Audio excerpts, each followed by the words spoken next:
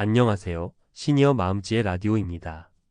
오늘은 우리 사회에서 가장 아름다운 가치인 효가, 가장 비정한 현실인 돈 앞에서 무너지는 가슴 아픈 이야기를 나누려 합니다. 주제는 효도는 내가 있는데 재산은 왜 똑같이 나누나요? 라는 질문에 담긴 가족 간의 깊은 갈등입니다. 주인공은 70대 후반의 박영철 씨 부부와 세 자녀입니다. 큰아들은 지방에서 살면서 부모님을 거의 찾아뵙지 못했고, 작은 아들은 해외에서 거주합니다. 막내딸 김수진 씨는 결혼 후에도 친정 가까이에 살면서 10년 동안 부모님의 일상과 병간호를 도맡아 왔습니다. 그녀의 희생은 당연한 딸의 도리로 치부되었지만 그 시간은 그녀의 경력과 사생활을 고스란히 희생시킨 것이었습니다. 어머니가 3년 전 큰 수술을 받으셨을 때 수진 씨는 직장을 그만두고 매일 병원을 오가며 병간호를 했습니다. 그때 오빠들은 간병인을 쓰자고 했지만 수진 씨는 엄마를 남에게 맡길 수 없다며 간병비를 아끼고 본인이 그 역할을 해냈습니다. 수진 씨는 마음속으로 이 정도 희생이면 나중에 부모님도 내 기여를 인정해 주실 것이라 믿었습니다. 그러나 최근 아버지가 유언장을 작성하겠다는 이야기를 꺼내면서 갈등이 불거지기 시작했습니다. 막내딸 수진 씨는 물었습니다. 아버지, 그럼 엄마 병간호하고 지난 10년간 제가 보태드린 생활비는 어떻게 되나요? 제가 그동안 희생한 게 있는데 오빠들하고 똑같이 나누는 건 좀 불공평하지 않나요? 큰아들이 말했습니다. 수진아, 내가 고생한 건 알지만 그건 자식으로서 당연한 도리 아니냐? 내가 간병인 안 쓰고 직접 한 건 내 선택이었고 재산은 법적으로 n분의 1이야. 그리고 너희 시댁에서도 지원해줬을 거 아니야? 작은 아들도 거들었습니다. 맞아. 우리는 멀리 있어서 못했지만 대신 정기적으로 용돈은 보냈잖아. 게다가 너는 부모님 가까이 살았으니 그동안 부모님 도움도 받았을 거 아니야? 수진 씨는 오빠들의 말에 배신감과 서러움에 무너졌습니다. 그들의 시선은 수진 씨의 희생이 아닌 돈으로 환산될 수 없는 감정적인 영역으로 치부하고 있었습니다. 그들의 눈에는 수진 씨의 10년이 자식된 도리일 뿐 특별한 기여로 인정되지 않았던 것입니다. 아버지 박영철 씨와 어머니도 괴로웠습니다. 딸의 희생을 모르는 바 아니었지만 재산을 수진이에게 더 준다는 결정을 내리는 순간 나머지 아들들과의 관계가 끊어질까 두려웠습니다.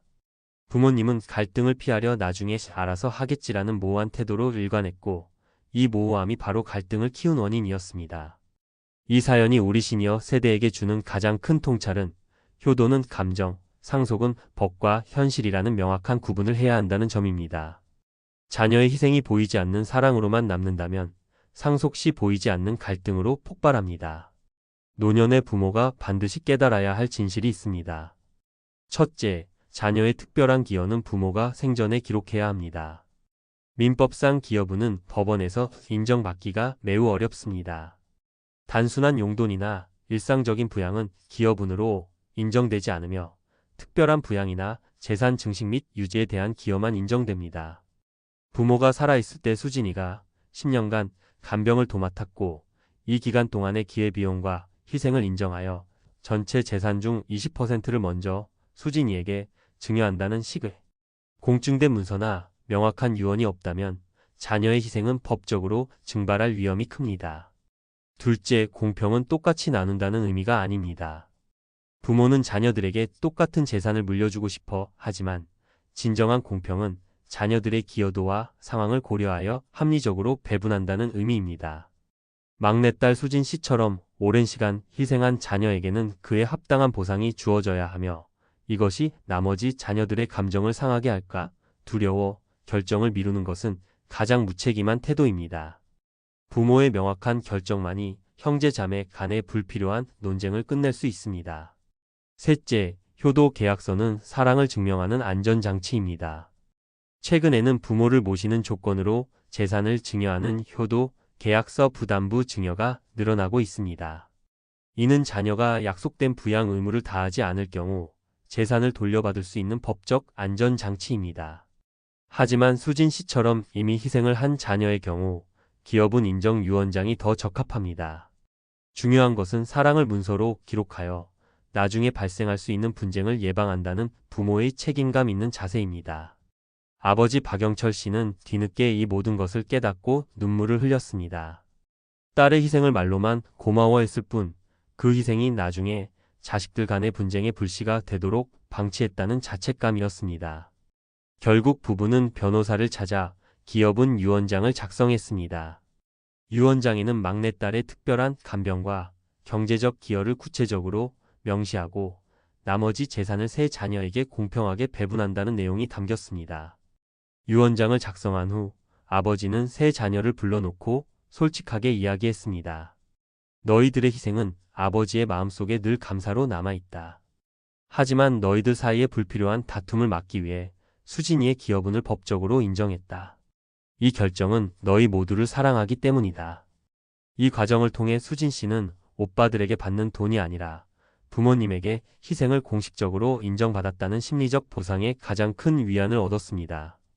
다른 자녀들은 처음에는 불만을 가졌지만 아버지의 단호함과 유언장의 공정성에 더 이상 반발할 명분을 잃었습니다. 부모님의 단호하고 책임감 있는 결정이 오히려 가족 간의 관계를 지켜낸 것입니다. 오늘 이야기를 한 줄로 정리하자면 효도는 마음으로 하지만 공평한 상속은 기록과 법으로 완성해야 한다. 혹시 지금 자녀들 중 유난히 희생하는 자녀가 있다면 그 희생을 당연하게 여기지 마십시오. 말로만 하는 감사는 갈등의 씨앗이 될 수 있습니다. 지금 당장 전문가와 상의하여 자녀의 기여를 명확히 기록하고 공정하게 배분하는 유언을 작성하십시오. 부모의 용기 있는 결정이 자녀들을 돈 싸움으로부터 지켜줄 것입니다. 당신의 오늘 하루가 조금 더 따뜻한 말 한마디로 채워지길 바랍니다. 저는 다음 시간에 다시 찾아오겠습니다. 들어주셔서 감사합니다.